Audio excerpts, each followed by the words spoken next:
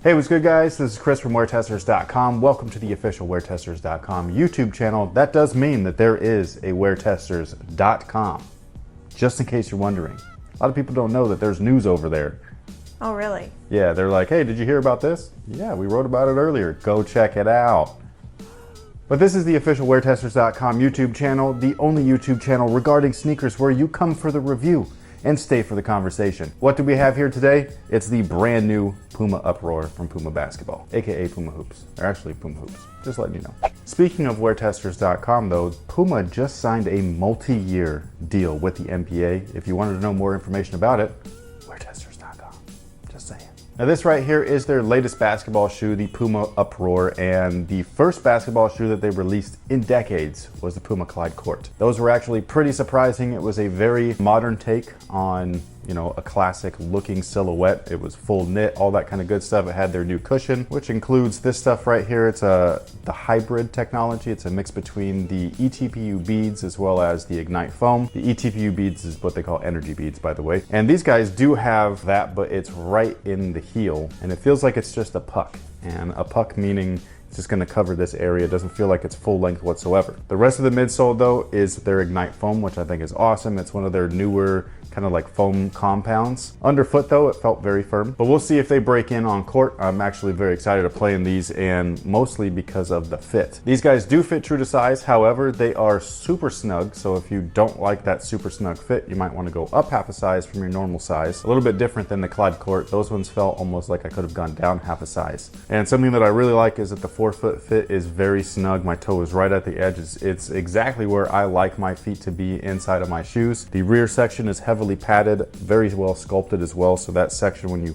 kind of like put your foot in there, it feels like it's sucking it in and keeping it in there, which is dope. The materials themselves are not anything like too crazy. You got a lot of synthetics on the upper and everything, so nothing premium on this shoe. Not that the Clyde Court was premium, but it did feel premium with the heavy duty knit that they used. This guy right here for the fabric portions are just a basic textile. It holds color really well, which is what this shoe kind of is all about.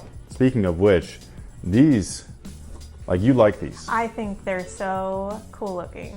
I think that they are, I didn't even notice that they're legitimately two different colors. Yes. Like this is like a black and this is a blue. Yeah, and I didn't even notice that online. I just like how when you look down at it, it's like the shoe is rotating without it moving. Like it has that sheen to it.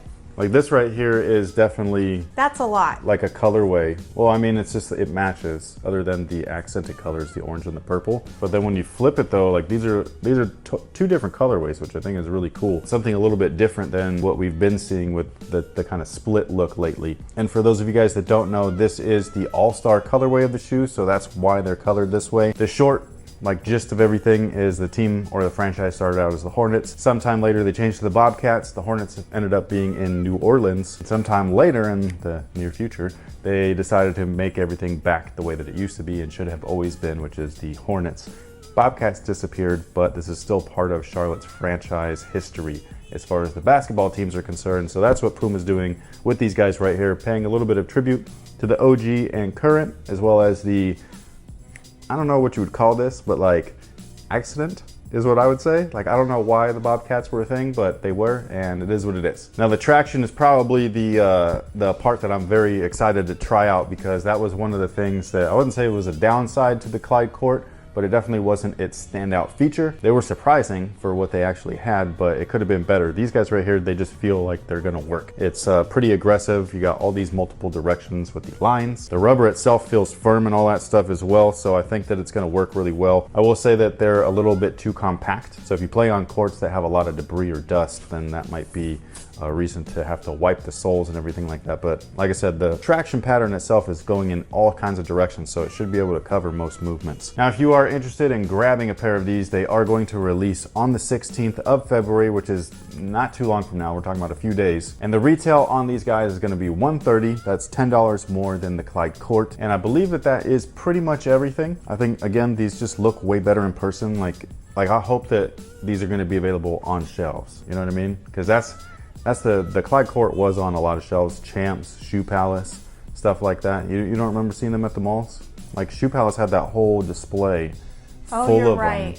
of the neon one. And then Champs, they've been doing really well at making sure that they're like on that like high pedestal on the row. Yeah, and so like I think that as long as you see these in person, the trick though is that you kind of got to see them both. Yes. So I don't know how they're gonna do that. They rarely like display both shoes unless we're talking about Foot Locker on their like case pedestals. Maybe they could put a different size out so somebody doesn't run in. I don't know. Somebody's gonna they'll be thieves are idiots. They're gonna just jack them anyways. So, but yeah, this is one of those shoes though that you definitely have to see kind of like in person. The teal is nice and bright. It's vibrant. The purple and orange, same thing.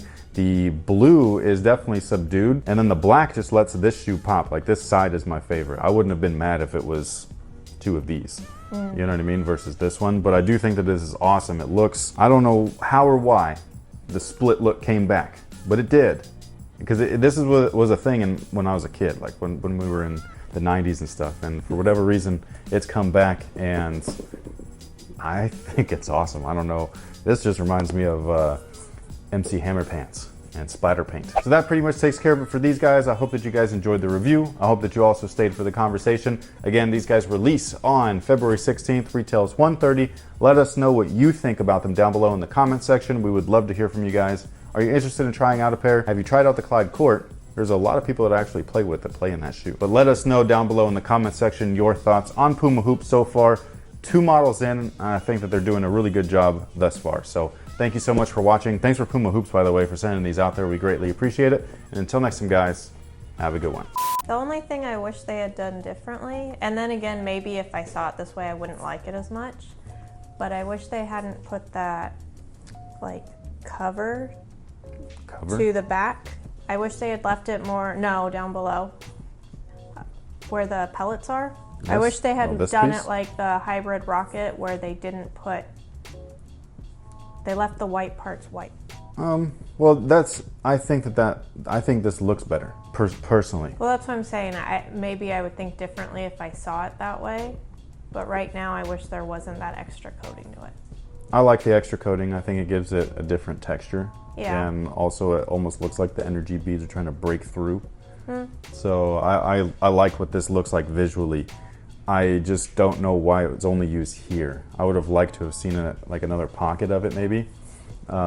Just because this is a lot firmer, and that was something that was actually a benefit to the Clyde Court, is that despite being housed within a cup sole, which is normally like an old school thing to do, or what you would do with like Vans and like lifestyle shoes nowadays, but the cup sole housed this hybrid technology, and it was surprisingly comfortable.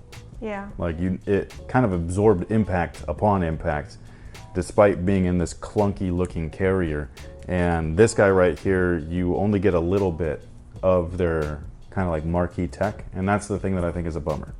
Because I would have loved to, maybe not seen it full length, but maybe even like a larger wedge of it. I'm not sure. That way you get like a little bit more of this here, and then some court feel in the front.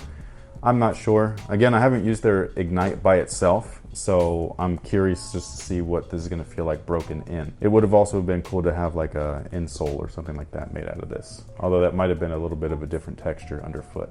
Like how the Lane 8s.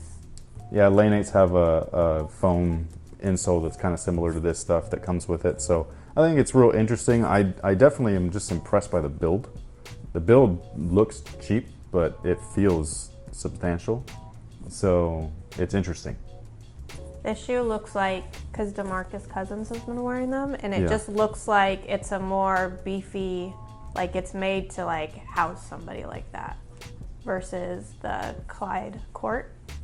Yes, that's something that I think is going to be a benefit to this model versus that model, is that model, there were a couple of things that I would have definitely have either changed or tweaked before releasing the shoe. Again, that was a great shoe that translated really well on and off court, which is I think what they were going for. This is a shoe that definitely looks more like a hoop shoe. Like this is a performance shoe. You think that these look casual? I wish they were a mini pair so I could wear them. Really? Why? Is it just the colors? I like all the colors. It's just kind of like a, hey, I don't care. I'm gonna wear these and I'm gonna pick whatever color I want to wear with them. Because it has every color. I guess so. So would you just like grab 2 different pairs of shoes as long as they were the same model out of your closet just for the hell of it? Yeah. So why don't you? Because I don't have any shoes like that right now. Yes, you do. What, my Adidas? Yeah, how many pairs of those Continental 80s you got, man? They're all too similar looking though, because I've gotten like the subdued ones. Eh,